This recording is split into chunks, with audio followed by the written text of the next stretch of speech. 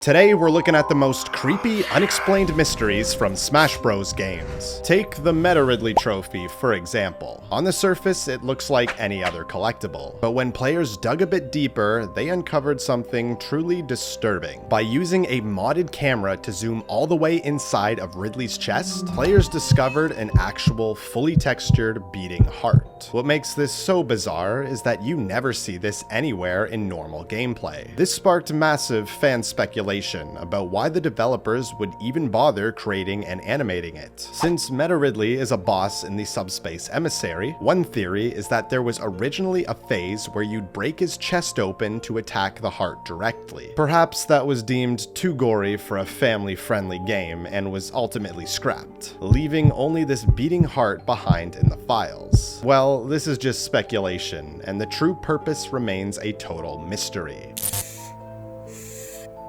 Detective Bits here. As you can see, this is just the beginning, because things will only get more mysterious and creepy as the video goes on. So let's see if we can answer some of the most unanswered Smash Bros. Questions.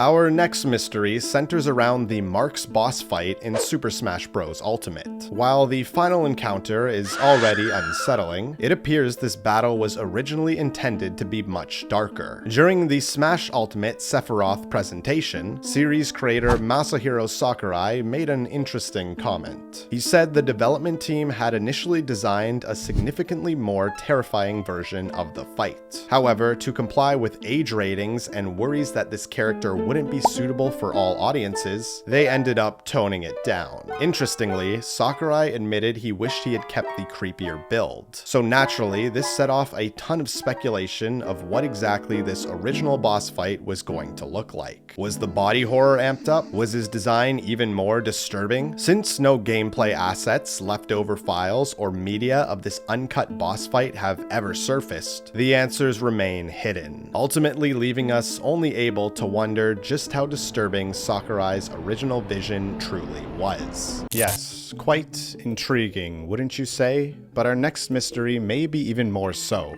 as it takes us back to Super Smash Bros. Melee, specifically the eerie Brinstar stage. While the level is packed with recognizable Metroid lore, from Chozo statues to familiar alien architecture, its centerpiece has left players confused. In the background is a colossal, grotesque entity resembling a giant brain. Unlike the surrounding stage elements, this creature has absolutely no origin within the broader Metroid franchise. It has a deeply unsettling design, but the way it moves might actually be worse. It violently flails and pulses, looking as though it's trying to either attack the fighters or struggling in constant pain. Is this some sort of newly discovered alien organism still in its infant stage? Or perhaps a hive mind capable of controlling the creatures that live deep underground Brinstar? Naturally, the immediate assumption is that this was simply just a version of Mother Brain. However, that theory quickly falls apart when you look closer, as its design doesn't match any other appearance of this iconic villain throughout the Metroid series. With no official information or developer interviews to explain what this is, the true identity still remains unknown. And if you thought this looked disturbing, just wait until the mysteries later on. Speaking of, have you heard of the new mystery around the subscribe button? Supposedly, it makes a new sound now when pressed. Let me know if you hear it. But on to the next mystery, because it takes us deep into the Subspace Emissary, specifically a very particular room aboard the Halberd. Inside, players can find a display showcasing the various enemies encountered throughout the adventure, but with one exception. Suspended among the other enemies is a strange, spherical creature that looks noticeably more unsettling than the rest. Unlike the other captured creatures, this bizarre entity appears to be trapped in some sort of webbing, constantly struggling as if it was trying to swim or break free. What we do know is that this character is called Mizo and was originally intended for the main campaign, only to be later cut during development. Our only clues are its brief cameo in this single room and a mysterious trophy description, which simply notes how bizarre it is without offering any real answers. This leaves us with several unanswered questions. What was its original role going to be? Was it always meant to be trapped? Or was it an aquatic enemy, given its swimming animation and the fact that Mizu translates to water in Japanese? Most importantly though, why was it scrapped entirely? Was it a functional issue, or did the developers decide this enemy was just too creepy for younger players, opting to hide it as an obscure Easter egg instead? Without any evidence, the true nature of this creature remains a mystery. But I think I have a character even more mysterious than that. From the Subspace Emissary as well, he is known as Taboo.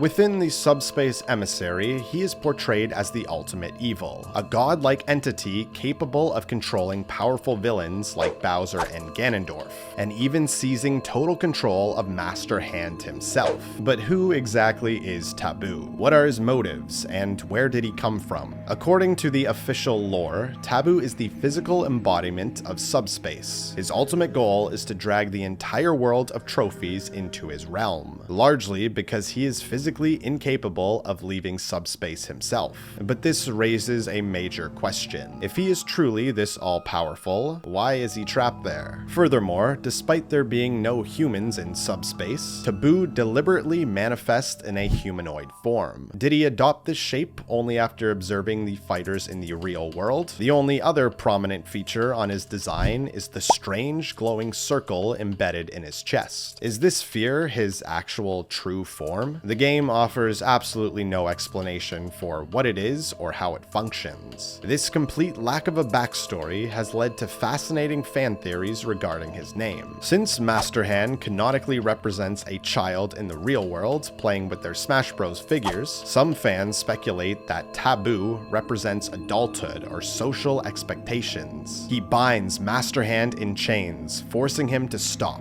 which serves as a metaphor for how it becomes taboo to play with toys as you grow older. However, this remains purely speculative. Taboo's true identity, his origins, and the source of his powers remain a mystery. Our next mystery takes us deep into the game files of Smash Bros. Brawl. When people started digging through the code, they discovered data for 7 character slots that never made it into the final release. Fans quickly dubbed this group the Forbidden 7. Some of these cuts have been explained over the years, like Mewtwo, Roy, and Dr. Mario were removed due to time constraints so the team could focus on unique fighters rather than clone ones. Dixie Kong was planned as a tag team character with Diddy, but the swapping mechanic was simply too demanding on the hardware. However, the remaining 3 characters are where things get truly mysterious. Toon Zelda and Toon Sheik likely would have swapped back and forth during combat, just like their standard counterparts. But what's odd is that Sheik has never existed in the Toon art style. This massive lore gap left fans wondering, would she simply take the appearance of Tetra, who was Zelda's new disguise, or was Smash preparing a brand new look for Toon Sheik's design? Finally, we come to the most intriguing cut of all, a file named pra_my. It is widely believed that this represents the Pokemon Plusle and Minun, since their Japanese names are Purasuru and Minun. Many assume they would have used a dual character mechanic similar to the Ice Climbers. However, the Ice Climbers actually have separate file entries for both Nana and Popo, whereas pra_my is grouped into a single entry, leaving even more uncertainty with these mysterious characters. Our next case brings us to one of the most mysterious locations in the entire Super Smash Bros. Series, one that also possesses one of the strangest atmospheres. I am of course referring to the world seen in the Subspace Emissary. As the first fully connected world we get to explore in the franchise, it introduces massive questions about the game's lore without providing any real answers. For starters, the only inhabitants we actually encounter in the wild are shadowy enemies created by the Subspace Army. But that begs a massive question. Where do all the normal, peaceful residents of this world live? The story literally opens with an entire entire stadium full of unseen audience members cheering for our heroes. Yet we never find out who they are or what they actually look like. Beyond the missing population, the world itself has an unsettling, almost post-apocalyptic vibe. Throughout the adventure, we traverse through desolate wasteland biomes, ancient battlefields, and strangely torn up urban areas like the ruined zoo. While we know the subspace forces are actively attacking the world during the events of the game, many of these locations appear to be decaying and in ruins long before the invasion ever begun. This leaves us with an unsettling mystery. Just how did all these locations get so decimated in the first place? Well, it's never explained in the story or by any other Nintendo developers, leaving us only able to speculate. However, there is one specific area within this subspace world that deserves a bit more of our attention, as it might be the most mysterious location of them all. I am talking about the ancient ruins that you explore deep underground as Pokemon Trainer and Lucas. This area features strange markings and architecture that look completely different from anything else we've seen in this game. But what is even more peculiar is what happens as you descend deeper into these caverns. The cave eventually opens up to reveal what appears to be an entire ancient city, complete with a massive pyramid structure looming in the background. This begs the question, who actually built these ruins? Was there some sort of ancient civilization in the Smash Bros. Universe that eventually went extinct? In one of the boss arenas, we even get to see giant statues standing in the background. Are these statues depicting the people who built this place? Based on the complex structures left behind, they seem to have been a highly sophisticated group. There is also a more deeper theory. Considering the Smash Bros. Series is a massive crossover of different gaming franchises, some fans believe that this buried, abandoned city represents forgotten game franchises that were killed off or ceased production, a graveyard for old characters that are no longer active in the gaming world. No one knows for sure, but as it stands, these ancient depths definitely remain one of the most captivating mysteries in the Subspace Emissary. Now, our next mystery is hidden away deep within the Luigi's Mansion stage. While the level already has a pretty creepy atmosphere, using camera mods to look beyond the normal boundaries reveals a truly bizarre secret. Normally, when viewing the bedroom area, you just see standard objects like a teddy bear and a crib. However, if you drop the camera down to a low angle that is entirely impossible to view during regular gameplay, you'll discover a Boo face mapped directly onto the bottom of the crib. What makes this discovery so strange is the specific texture the developers used. This face is actually taken from the Boo Ball item in the original Luigi's Mansion, an asset that doesn't appear anywhere else in Smash Bros. Brawl. So why go through the effort of pasting this mysterious Boo face underneath a piece of furniture? It doesn't make much sense as a traditional Easter egg, since players could never spot it without using external tools. At the same time, it seems way too deliberate to be a simple mistake, especially since the texture isn't used anywhere else in the game. Was Nintendo trying to make a clever nod to the classic monster under the bed trope? After all, this is the crib belonging to Chauncey, a ghost baby boss from the original game, so maybe the developers just wanted to give the room an extra ghostly detail. Unfortunately, nobody really knows for sure. It remains just another weird, unexplained anomaly hidden entirely out of sight. Now, the Super Smash Bros. Series has always carried a consistent vibe. The idea of a child playing with their toys in the real world, a concept explicitly confirmed by series creator Masahiro Sakurai. However, Smash Bros. Melee possesses a distinctively different atmosphere from the rest of the franchise. It feels so completely separate that fans have begun to deeply speculate on its actual lore and origins, leading to one massive overarching theory. Melee takes place entirely within a digital simulation. At first, that may sound a bit far-fetched, but when you examine the game's aesthetic, the theory starts to make more sense. The most striking piece of evidence is the heavy technological theme found throughout the game. The menus are completely dominated by wireframe backgrounds, and the Smash original stages lean heavily into a cybernetic digital aesthetic. When you hover over over a stage on the selection screen, a tiny holographic preview of the layout appears. Even the game's iconic title screen visually fades away from the real world, transitioning directly into a digital wireframe, a Matrix-like reality. Then you have to consider the fighting wireframes. They literally look like generic AI-generated robots spawned by the simulation itself just to give the main roster something to fight. Unlike the fighting polygon team from the original game, or the fully developed enemies in later entries, Melee is the only title to use this specific computer-generated design. Furthermore, in other Smash games, fighters usually enter the battlefield in a natural way that references their home series. In Melee, however, every single character simply spawns into existence, almost as if a computer program has suddenly summoned them to fight. Combine all of this with a few specific stage trophies that literally mention escaping the imaginary Smash Bros. World, and the idea that Melee is just a massive digital simulation becomes an incredibly convincing theory, as we have no real answer for the odd atmosphere that this game has. Our next mystery involves a bizarre detail that is completely invisible during normal gameplay,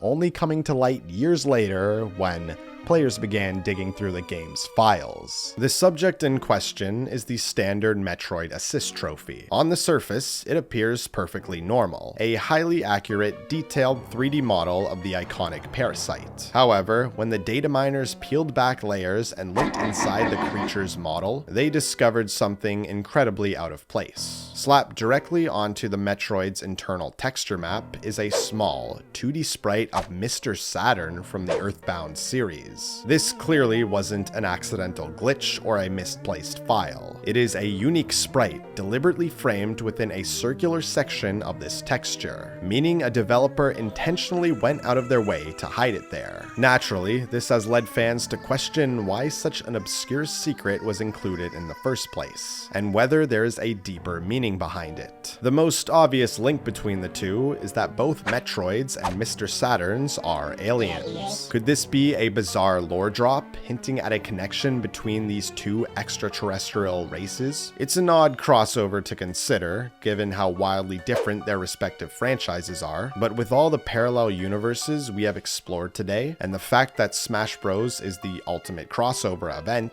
some fans speculate these two species might share a common ancestor before evolving in completely separate dimensions. Whatever the actual reason may be, this highly intentional, deeply hidden detail remains a baffling mystery. I think it's time to look at another mysterious original villain from the Super Smash Bros. Series. Or set of two villains, rather. Galeem and Dharkon. As the primary antagonist of the World of Light story mode, we arguably know even less about these two entities than we do about Taboo. At the start of the game, we witness Galeem wreaking havoc, seemingly obliterating the entire roster in a blinding flash of light. But much later in the story, Dharkon suddenly enters the fray, violently tearing a wormhole into this universe. This sudden arrival begs the question, where exactly did Dharkon come from, and how did he just spawn into existence? Was he always waiting in the shadows to launch an ambush, or did Galeem accidentally create him as a dark reflection of his own destructive power? Despite both acting as the ultimate villains of the game, it is immediately clear that they despise each other, actively waging a war for control. This rivalry makes the involvement of Master Hand and Crazy Hand even more confusing. In previous titles, we have always seen them working alongside one another. However, in this scenario, an entire army of Master Hands is allied with Galeem, while a legion of Crazy Hands sides with Dharkon. At one point, these iconic hands are even seen fiercely fighting each other. This introduces massive, unanswered questions into the franchise's lore. Are Galeem and Dharkon truly so powerful that they managed to enslave the very creators of this universe, forcing them to fight in a civil war? With no official official explanation, fans have crafted countless theories about what this clash actually symbolizes. One popular interpretation suggests that Galeem and Dharkon represent the constant push and pull battle between Nintendo and the fanbase over what a Smash game should look like and which characters should be in the final roster. According to this theory, once both of these imposing entities are finally destroyed, the spirits of the fighters are freed, just like how the developers would be free from making another Smash Bros. Title. Ultimately though, without concrete answers, the true meaning behind this cosmic war remains a fascinating